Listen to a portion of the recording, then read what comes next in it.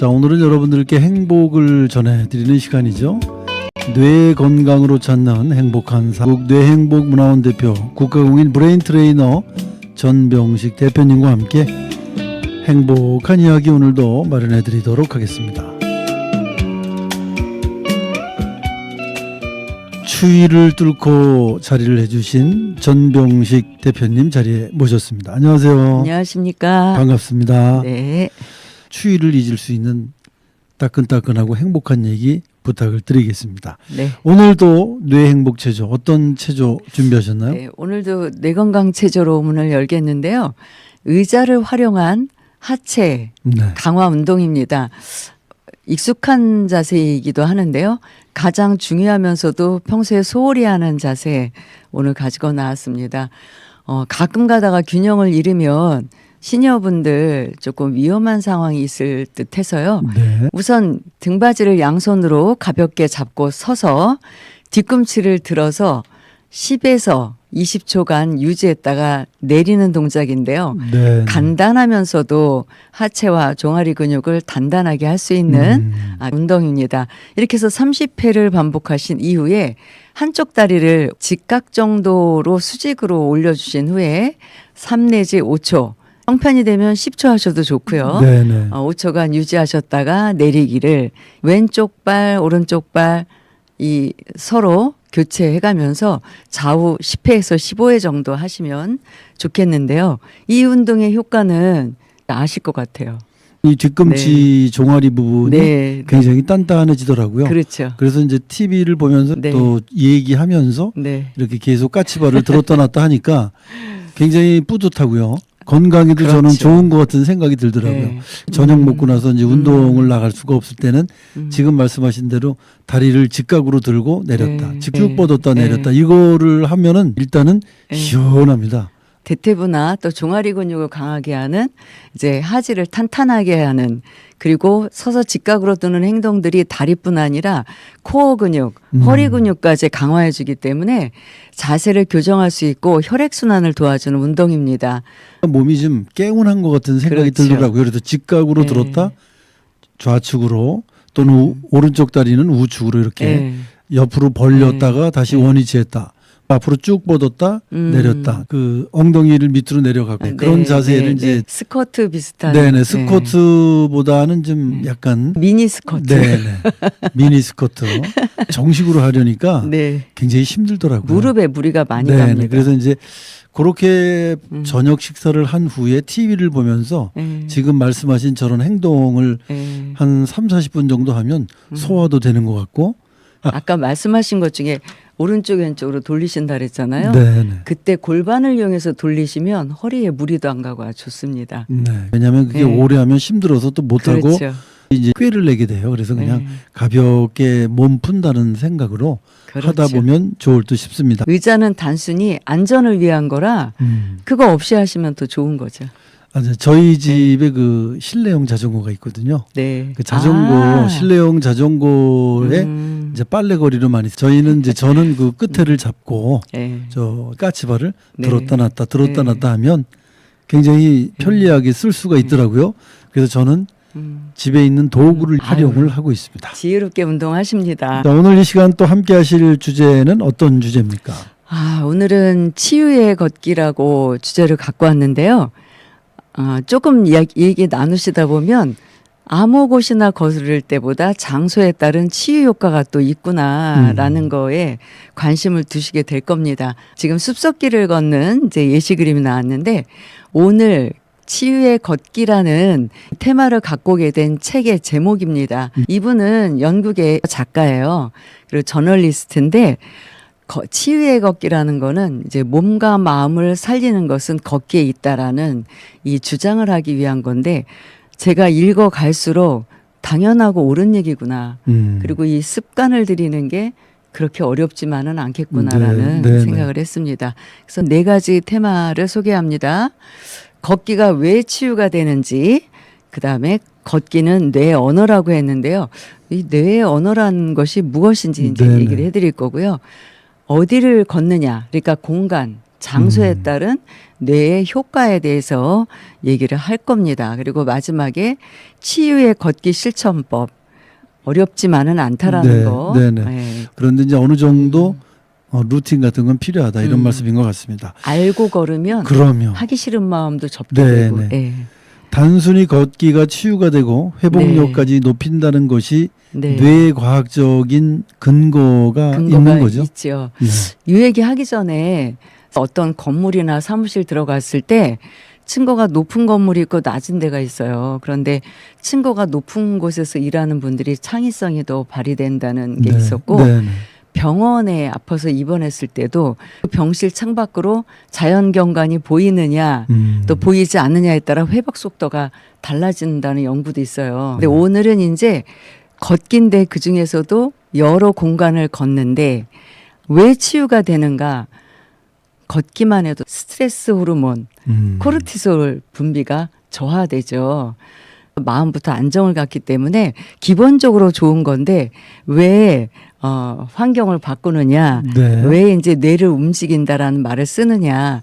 이 뇌를 움직인다라는 얘기는 우리가 걸으면서 좌로 갈 것인지 우로 갈 것인지 방향도 살피고 네. 주변 환경도 보게 되고 내 걸음의 균형을 잡으면서 오른발 왼발 걷게 되는데요. 그러면서 보이는 것에 대한 뭐 간판이든 거리든 느낀 감정 또 판단력 계속 갈 것인가 멈출 것인가 네, 네, 네. 여러 가지 뇌가 종합적으로 움직이기 때문에 지금 뇌를 움직인다라는 말로 요약을 해왔어요. 근데 여기서 왜 치유가 되는가?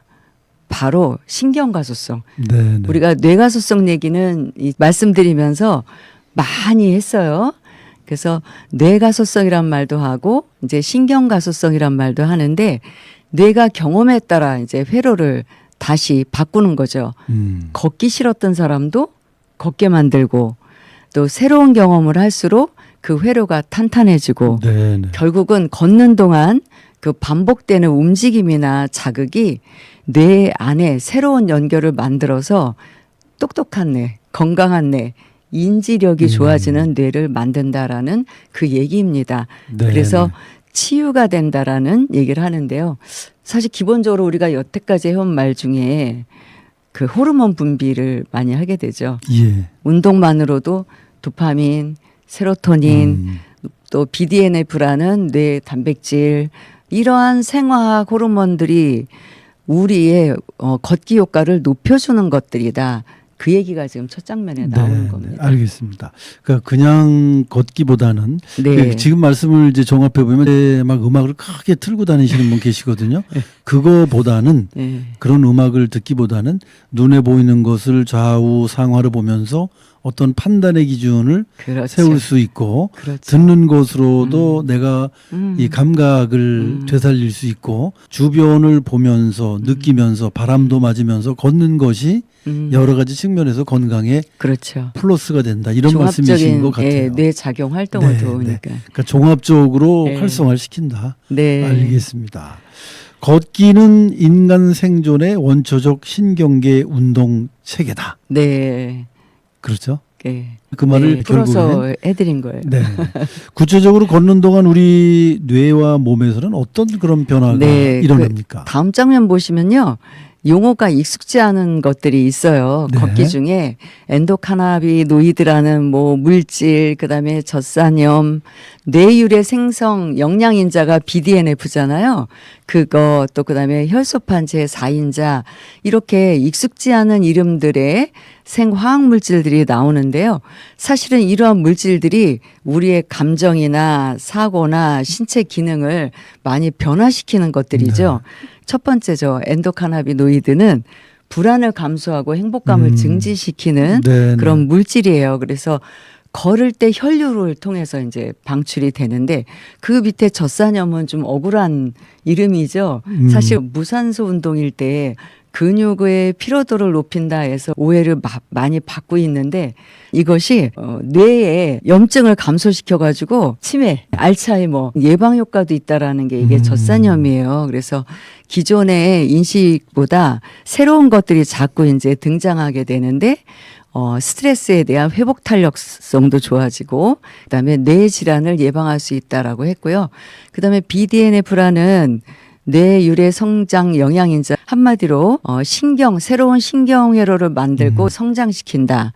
그런데 지금 새로 얘기해 드리는 혈소판 제4인자라는 건요. 우리가 혈액이 응고될 때 피가 났을 때 이제 지혈을 해주면 굳어지면서 응고시키는 네. 물질이 있는데 그때 나오는 단백질 중에 하나인데요. 이것도 재밌는 연구가 나이 많이 먹은 쥐, 네. 노령쥐에다 주사로 투입했더니 이 단백질이 네. 폐마의 염증을 낫게 해주는 역할을 해준 거죠. 네. 그게 처음 이제 연구가 되면서 후속 연구가 계속 나와서 향후 우리가 젊어지는 뇌, 기억력 좋아지는 뇌, 네. 이러한 효과가 좋다고 해가지고요. 이어서 계속 연구하는 분야이기도 합니다. 네. 알겠습니다. 그러니까 종합적으로 보면 우리의 뇌 건강, 몸 건강에 아주 좋다. 이렇게 단순한 결론 드리면 되죠. 네. 일단은 많이 걸어야 되겠다라는 생각이 네. 드네요. 걷는 장소에 따라 그 효과가 다르다면 네. 각각 장소에 따른 환경이 뇌와 몸에는 어떤 차별화된 변화를 일으키는지 네. 굉장히 궁금합니다. 첫 번째는 숲길이 나오고 두 번째는 이제 바닷가, 해안, 세 번째는 이제 도시 속이죠. 바쁜 도시에서의 걸음인데요. 숲길에서 걸으면 암세포가 약화된다. 그 얘기는 숲속의 피톤치드에서 NK세포를 많이 활성화시키는 역할을 합니다. 그 숲의 효과는 단 몇 분에서 시작해서 7일까지도 그 네, 효과가 네네. 유지된다라는 그런 연구가 있습니다. 또 스트레스라든가 통증도 개선이 되고요. 나아가서 어린 나무가 있는 숲이 있고 네. 연령이 오래된 나무도 있을 거고 연령이 많은 숲길을 걸었을 때 그 피톤치드의 효과가 더 좋다라는 네, 연구가 네. 또 있습니다. 그러니까 울창하고 오래된 숲을 네, 걷게 네. 되면 네. 그 효과는 배가 될 수 있다. 네. 알겠습니다. 그러니까 머물기만 해도 자연사례 세포라고 그러죠. 암세포 중에는 그 NK 세포가 많이 증가한다라는 연구도 있습니다. 네. 그 두 번째는 이제 바닷가 얘기를 바닷가. 해주실 것 같은데 바닷가랑 떠오르는 기억 있으신가요? 바닷가에서 술 먹으면은 술이 잘 안 챈다. 뭐 그런 얘기 많이 네. 하시거든요. 근데 어느 책에선가 제가 본 얘기인데 그 파도 칠 때 퍼지는 그 입자가 굉장히 몸에 좋다고 하더라고요. 그 해안 근처에 사는 거주자분들하고 내륙에 사는 분들하고 네. 이제 비교한 연구가 있어요. 근데 해안 근처 사는 주민들이 훨씬 더 신체적, 정신적으로 건강하다. 병력 기록이라든가 당뇨 수치 이런 걸 제외하고 자기가 느끼는 자기보고적인 네. 비교를 했는데 해안가의 주민들이 훨씬 더 병에 대한 저항력도 있었고 그리고 코로나 시기에도요. 네. 코로나로 입원한 환자들이 더 적었다라는 연구도 있습니다. 네. 해안 공기에 있는 여러 가지 마그네슘, 칼슘, 뭐 포타슘, 뇌에 좋은 미세 그 물질들이 바닷물 속에 물방울과 함께 이 해안 공기에 네. 퍼져서 네. 내 몸에도 유입이 된다. 그 맨발로 걷는 게 좋긴 좋은가 봐요. 어떤 네네. 효과가 있습니까? 신발을 신어서 두텁게 할 때보다 장을 자극하는 발을 촉감을 통해서 장신경계를 활성화시키면서 소화가 혈류에도 좋고 또 전반적인 인지 능력이 향상되는 결과를 이제 보고해준 연구도 있습니다. 알겠습니다. 자, 도시 산책도 효과는 있겠죠? 지금 자연으로 찾아서 숲이라든가 바닷가 갈 시간이 없는 분들은요, 현재 생활 반경 내에 있는 도시에서 걸으면 되죠. 네. 그 우리 뇌에는 불규칙한 거, 안정되지 않은 걸 싫어하는 본성이 있어요. 익숙한 것이 예측이 가능하면 정서적으로 안정이 되면서 익숙한 거리를 걸으면서 오히려 활력이 더 넘치는 분들이 있다고 해요. 이것도 비교 연구가 있는데 도시 사이에서도 도시 공원을 걷게 한 그룹과 활발한 거리를 걷게 한 그룹 연구가 있어요. 거기에서 자연이라든가 그래도 나무가 있는 공원 걸으는 것이 더 낫지 않을까 이렇게 저는 생각을 했었어요. 네, 저도 그렇게 생각했습니다. 근데 결과는 익숙한 곳의 활력 그리고 음, 스트레스 해소 수치도 물론 걷는 것 자체가 둘 다 좋았지만 두 그룹을 비교했을 때 이렇게 도심 속에서 활력 있게 걸었던 그룹들이 네네. 더 에너지가 있었고 코르티솔 수치가 더 낮았다. 이런 결과가 네. 있었습니다. 사람이 예측이 가능한 일을 하게 되면 일단은 좀 마음이 편하거든요. 네, 마음 그러니까 이제 편안해지죠. 그런 데서 오는 편안함이 네. 운동 효과를 좀 배가시키지 않았을까 네, 네. 추측을 해봅니다. 그러니까 언제 어디서 걷든 걷느냐 안 걷느냐가 중요하긴 하는데요. 그럼요. 장소에 따른 약간의 차별성은 있다고 보죠. 그러나 역시 걷는 건 다 좋다. 네. 그런 말씀이신 것 같습니다. 자, 이제 마무리로요. 바쁜 현대인들은 걷는 시간을 내기가 어렵다고 얘기를 합니다. 네. 특별한 준비나 목적 없이 바로 시작할 수 네. 있는 방법이 네. 있겠죠. 도심지에 걸을 때 이제 익숙함 속에서도 활기를 찾을 수가 있다라는 거. 여러 가지 모양의 그 공간이에요. 네, 네, 네. 카페도 있고 사무실도 있고 트랙도 있고 그 자리에서 걸을 수만 있으면 바로 시작하라는 건데요. 네. 걷고는 싶으나 걸을 공간이 없다 그런 분들은 그냥 시간이 없다면 너무나 오래 자리에 앉아 계시지 말고 일어나라. 5분 간격으로 일어나라. 또는 5분이 어렵다면 30분 간격으로 일어나서 내부를 걸으셔도 좋고 네. 복도를 걸으셔도 좋고요. 또 화장실들 들리셔도 좋고요. 장소가 없다면 근처 길, 숲이 없다면 도시의 가로수길을 네. 음미하면서 걸으셔도 좋고요. 바다가 없다면 햇볕이 드는 길, 사무실 돌담 밑이라든가 건물의 조용한 외벽이라든가 햇볕이 드는 장소를 잠시라도 걸어주시면 앞에 설명한 효과들이 나올 수가 있다라는 건데요. 참고로 우리 현대인들은 너무 바쁘죠. 그리고 눈은 항상 필요해 있죠. 그 필요한 눈을 회복하기 위해서 언덕 오르는 걷기를 또 네, 추천해 네, 드렸습니다. 네. 이 언덕을 오르는 이유는 높은 곳에 가면 넓은 위에서 아래로 관망해서 멀리 있는 경치도 볼 수 있고요. 네. 이렇게 멀리 시선을 두고 초점과 뇌 시신경과 관련해서 눈의 피로감도 줄인다. 언덕 오르기도 한번 추천해 드렸습니다. 눈에는 휴식을, 몸에는 건강을, 마음에는 네. 안정을 준다. 또 컴퓨터 스크린이나 휴대전화로 쌓인 우리 눈을 네. 회복할 수 있는 기회가 되기도 한다. 네. 그리고 가까운 물체를 오랫동안 초점을 맞추면 초점 조절하는 눈 근육이 신경 과다가 될 수 있으니 밖에 나가면 또 언덕을 오르게 네. 되면 언덕 저 위를 보기 때문에 네. 그런 효과도 있을 것 같고 네. 또 사방을 두리번거리는 것도 나름 효과도 있고 네. 그러니까 이게 요즘은 책상을 높이 올려서 서서 근무를 하시는 분들도 계시거든요. 그것도 어느 정도 효과는 있을까요? 하체 근육도 좋지만 네네. 이제 옆으로 움직이기 좋은 여건이죠. 앉아서 하실 때보다 우리가 그 시각을 잘 관리해 주는 것도 결과적으로는 뇌인지와 영향이 돼요. 네네. 알아보지 못하면 답답해지고 활동이 줄어들고 이래서 눈을 보호하는 역할도 좋은 운동이 된다라는 이제 얘기를 드렸습니다. 네. 자, 오늘 전병식 대표님과 함께 했었던 37번째 이야기. 오늘 장소와 걷기에 따른 치유 효과, 치유의 네. 걷기 네. 얘기를 해 주셨는데 마무리 해 주시죠. 네. 이제 걷기는 뇌환경에 따라서 약간씩 방향이 다르다 했는데요.